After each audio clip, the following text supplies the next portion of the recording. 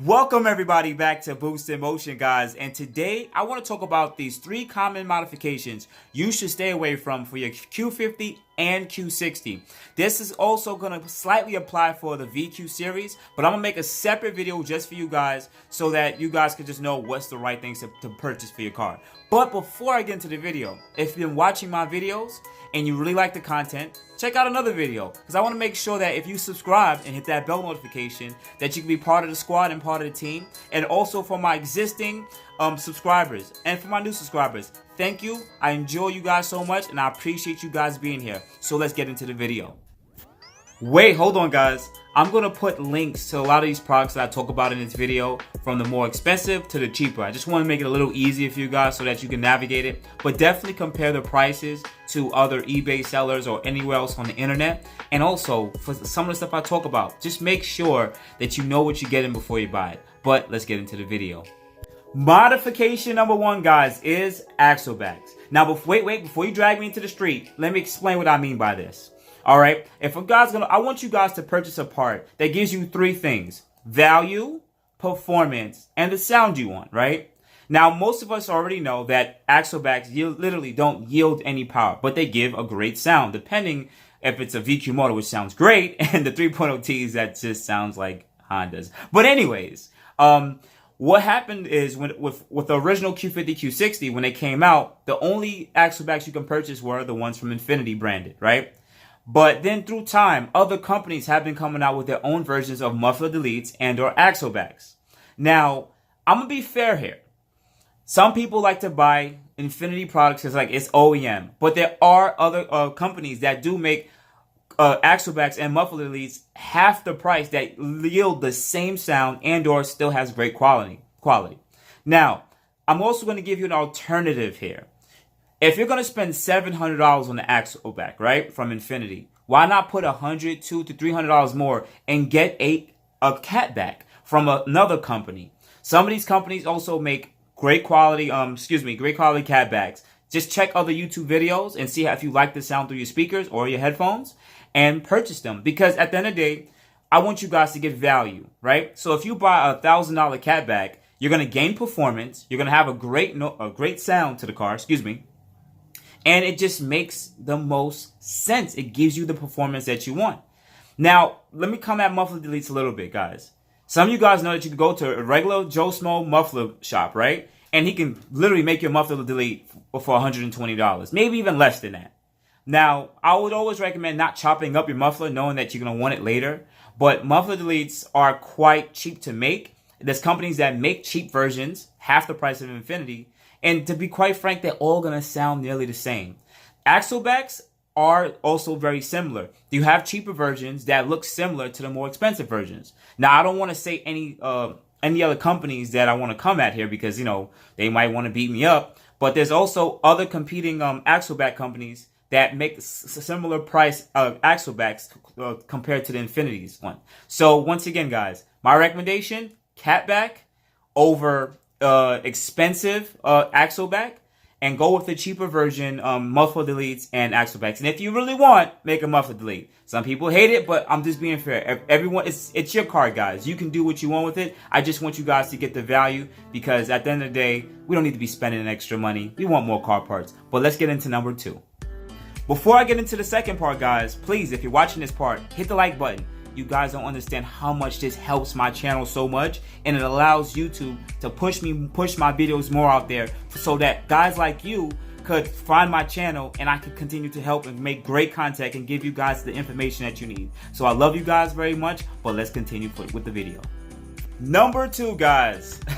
It's actually quite short one. Drop-in filters. Stop purchasing these. I know that they have the little dynos, whatever the case might be, but if you check the spectrum of YouTube and other car guys who dyno of drop-in filters, they literally don't yield any performance at all.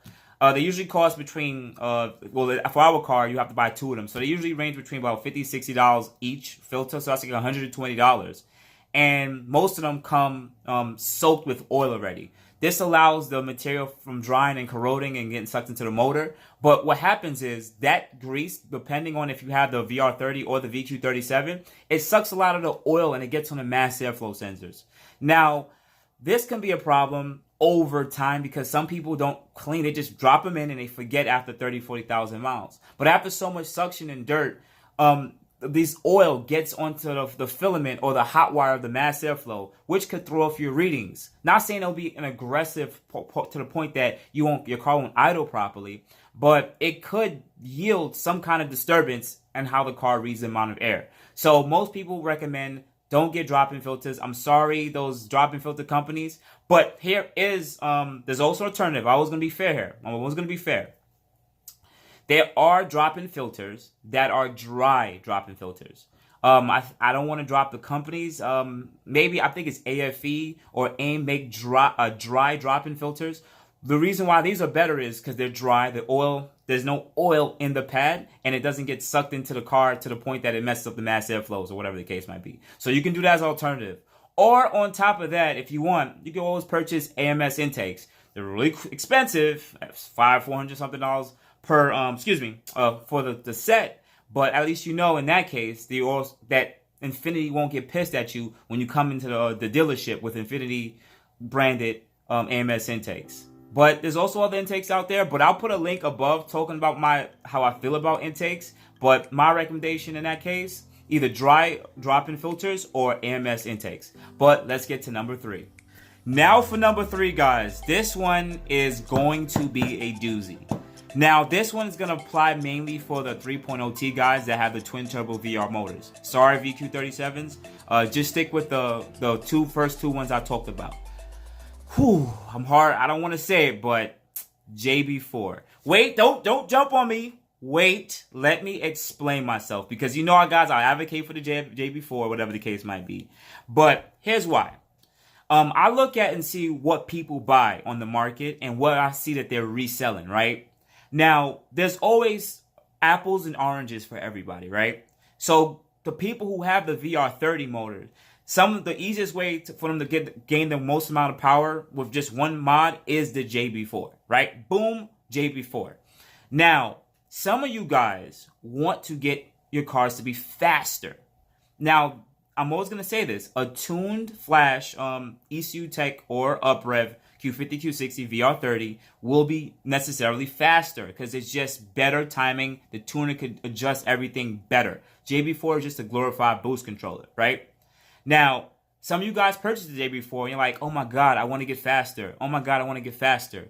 And you guys end up selling a JB4 because you want something faster and more consistent. So this is why I'm putting it as number 3 here. I'm being very subjective and fair here. Some of you guys just want car to be a bit more quicker. But some of you guys want it to be to its max performance. And the ECU Tech will be able to do that. But that's going to have its own drawbacks. I'll put a couple of cards, and you can check my channel for other videos of me talking about JB4 versus tuned cars. Or you can also check out Midwest's channel. He's a ECU Tech tuned Q60. So he knows more about the tuning side, and he has a lot of information for you guys. But yeah, guys, I'm sorry to say it. I love my JB4. I think it's a great device. But there is specific limitations that it just can't really get to right now at this point in the moment, even though we do have fuel wires. I'm going to put a video about that in the upcoming weeks because I'm definitely taking my time to make sure I get all that information correct with the fuel wires on the JB4, okay? But nonetheless, guys, these are the top 3 things that you should necessarily stay away from or find an alternative, okay, guys? So, once again, Axleback. Try to go with a full catback exhaust. For just a little bit more money, you can get a full catback exhaust over these expensive Axlebacks and muffler deletes. Number 2, drop-in filters. Stay away from the wet ones, the ones that come oiled. Go with either the dry filter ones for the 3.7 or the VR30, or for the guys who or for the guys who have the VR30, you go with AMS intakes because you really not gonna have any warranty issues. Oh, also on top of that, if you guys have the 3.7, go with the Takeda intakes, okay, guys? Because I love both of those intakes and they have proven power and they're pretty great. And finally, JB4 for the VR30, guys.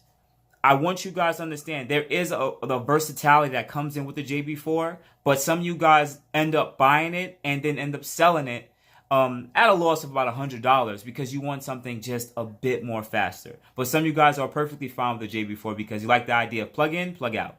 So nonetheless, guys, if you made it to this point of the video, subscribe to the channel, hit the bell notification, hit the like button. Shoot, check out some of my other videos. And if you like the content, like that too. Please, guys. It really greatly helps my channel, and it's growing so quick. And I love a lot of you guys for contacting me at boostinmotion on Instagram and Facebook. I've been answering a lot of you guys' questions. I really want to start shouting out a lot of you guys, but it's so much emails or messages I'm getting from you guys that I'm literally going to be sitting here just reciting names. But hopefully I can start doing that for you guys. But nonetheless, guys, this is boostinmotion. I am signing out. You guys have a great morning, afternoon, evening, and good night. Thank you, guys. Appreciate you.